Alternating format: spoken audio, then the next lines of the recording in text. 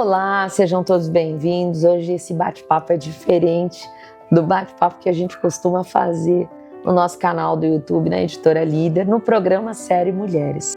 Hoje é um bate-papo com a querida Aparecida.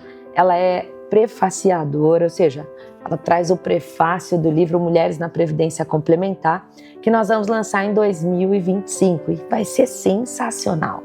A gente está com um time lindo que foi escolhido pela querida Elaine Turati, que é a nossa coordenadora no projeto.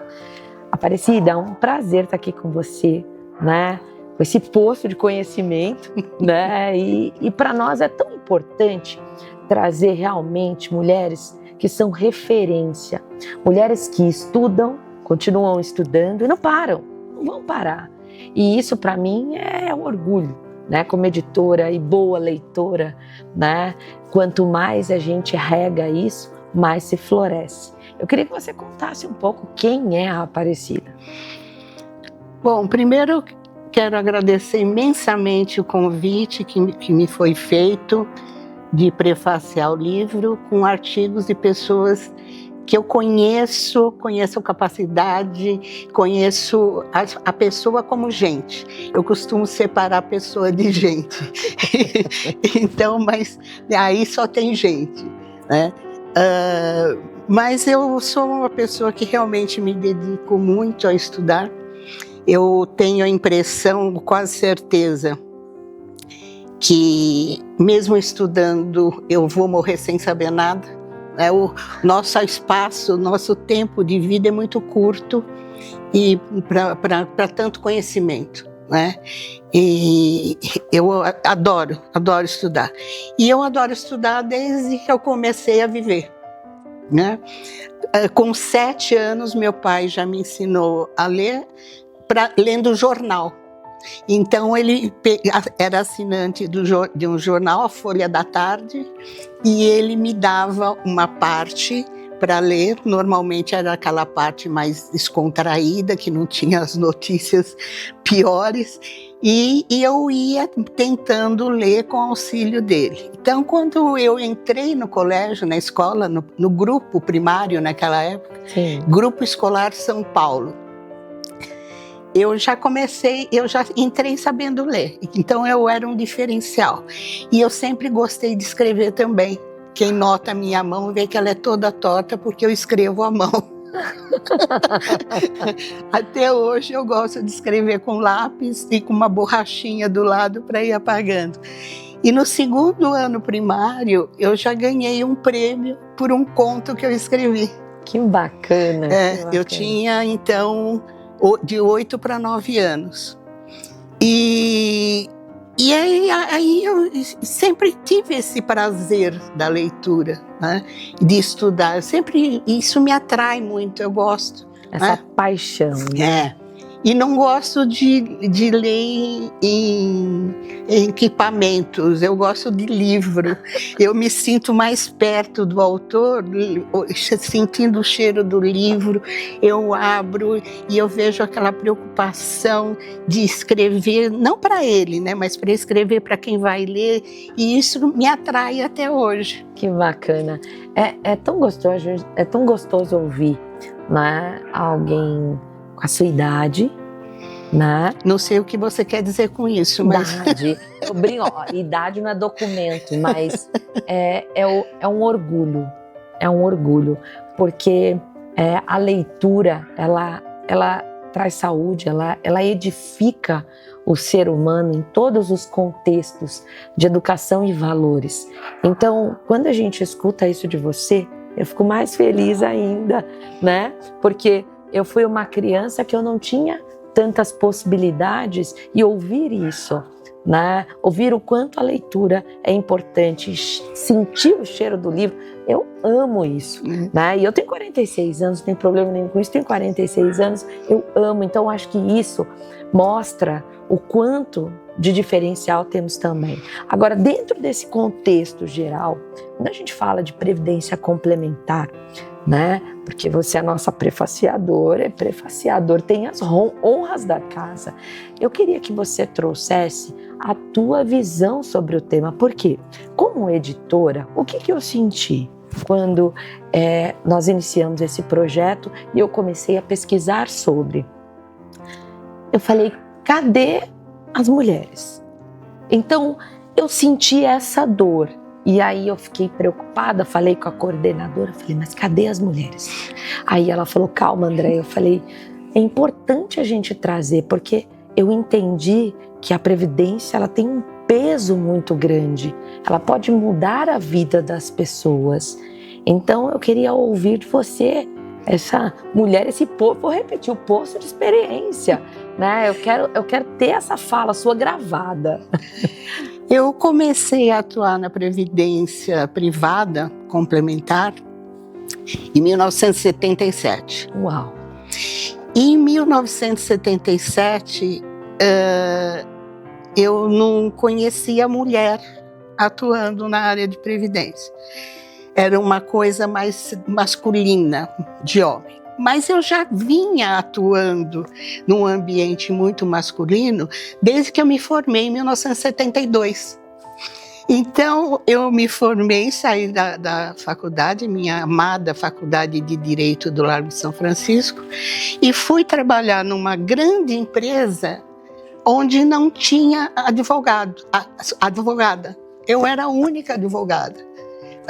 Então, e no conselho da empresa, a diretoria, também não tinha mulher.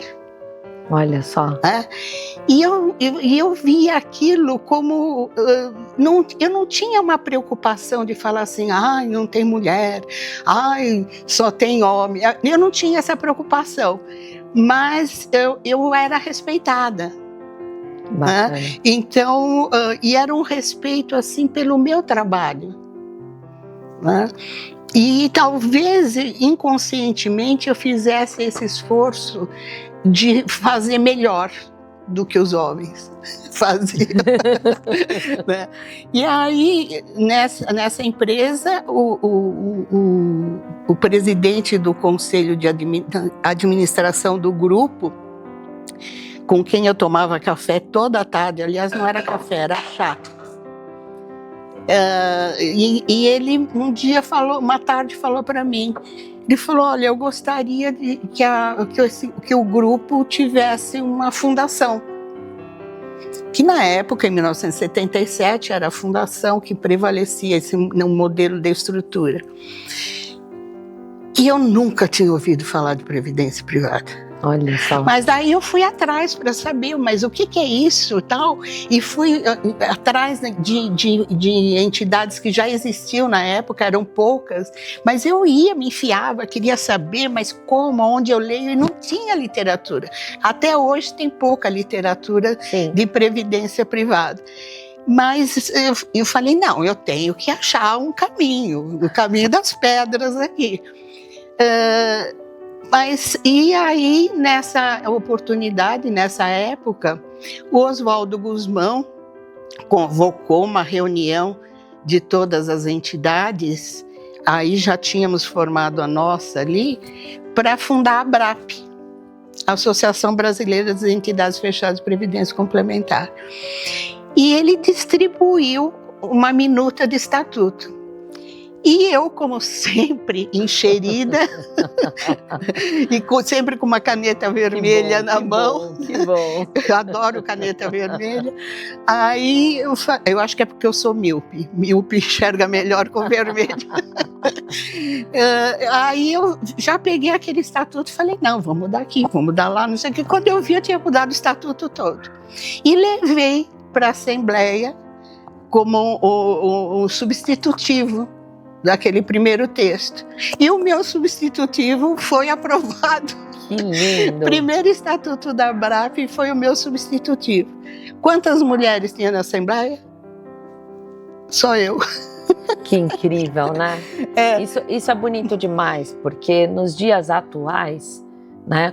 Quanto tempo de lá para cá? Sim, muitos anos, né? Muitos anos. Mas aí você fala da importância da previdência privada, né? A previdência privada, ela não tem uma importância só para o futuro. Sim. Porque ela tem uma importância para o presente. Porque se você não se conscientizar de que você desde sempre precisa fazer uma economia para o seu futuro, você não consegue pensar em previdência privada para o futuro. Então, a previdência privada tem que ser pensada no presente, né? E por várias razões, porque hoje a humanidade vive mais, porque nós passamos por grandes situações e graves situações econômicas, geopolíticas, e isso tudo teria que estar na mente das pessoas, mas não está na mente do brasileiro, infelizmente. Aqui nós temos ainda um grande apelo para consumo, né? Pouco se fala em poupança, né? Se fala muito em consumo, né? E eu até falo isso com uma certa dor no coração, porque, como eu lhe disse, eu tenho 2 filhas publicitárias, então eu vejo esse apelo, como é construído para chegar na mente da pessoa e a pessoa consumir em vez de poupar. E isso também eu vejo com os jovens, né? Que eles deveriam estar poupando agora. Por que eu vejo isso? Porque, infelizmente, nós não temos uma política de Estado. Eu não estou falando política de governo, mas uma política de Estado valorando a poupança. Sim. Então, entra um governo, sai outro governo, entra um governo, sai outro governo, cada um com o seu pensamento de imediato para aqueles 4 anos de governo, mas o Estado deveria ser uma coisa maior e ter essa preocupação, e principalmente com os jovens. Sim. Né? Com certeza. Porque hoje o jovem consome muito, né? E eu há pouco tempo vi um documentário que me impressionou demais, do lixo que é produzido, e mesmo com essa política de reciclagem de lixo, só 10% do lixo é reciclado realmente, no mundo todo. Então, e tudo isso por causa de consumo. E precisa, o que você trouxe, Aparecida, realmente é a conscientização, né? E o quanto o mundo mudou, mas não mudou, né? Imagina você trouxe uma estatística e é real, porque quando a gente começa a trazer a questão relacionada à sustentabilidade, né? E todo o contexto em geral que preserva a ecologia num sistema geral, a gente tem a questão do consumo e a gente se pega nisso.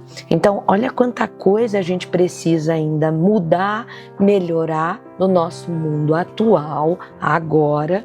E uma coisa que você trouxe que me chamou a atenção é a conscientização do agora. Eu estou falando de previdência complementar para o futuro, mas eu tenho que me conscientizar, como você disse, em tuas palavras, agora. É agora que eu faço isso, é agora que eu preparo isso, né? E realmente a gente precisa trabalhar numa educação em relação a esse contexto. É o que eu sinto. Quando eu comecei a pesquisar todo o tema, fiquei assustada, confesso eu, porque eu tenho. E aí eu disse, mas como assim? Cadê isso? Cadê aquilo? Eu falei, como assim? E é triste, mas assim, tudo isso gera grandes aprendizados. Sim. E só nos permeia aí por um caminho que a gente precisa realmente buscar cada vez mais. Eu quero te agradecer, né? Porque a gente está aqui, eu falo que a gente está no teu divã, a gente está na tua casa, né? Quero te agradecer pelo carinho, né? De nos receber tão bem para esse bate-papo. Como eu disse e repito, é uma honra tê-la conosco. Eu acho que quando a gente traz isso é real, é verdadeiro, porque nós precisamos de mais mulheres inspiradoras como você. Nós precisamos preparar mulheres sucessoras como você para serem inspiradoras e continuarem tendo sua visão, seu ponto de vista dentro de um contexto onde aprender e aprender e aprender tem que ser regra de vida. né? E morrer como? Como aluna. Como aluna. Então, acho que é isso que você traz para nós como experiência e eu te agradeço muito, né? E deixo aqui aberta esse espaço para você fazer os agradecimentos finais. Eu tenho que agradecer, não porque você está aqui, mas mesmo não estando aqui, eu já conhecia e acompanho o seu trabalho. Então, é um grande prazer, uma grande satisfação estar aqui com você e poder colaborar com esse projeto. E eu sei que eu vou me sentir muito gratificada, né? E realmente vai ser mais um espaço para eu aprender, porque o que eu gosto mesmo é de aprender. Que bacana. Olha, mais uma vez te agradeço pelo carinho, fico até emocionada, mas é porque realmente a gente chega num patamar que quanto mais a gente aprende, mais a gente sente que precisa aprender. E a vida nos proporciona isso. Muito obrigada. Obrigada a você.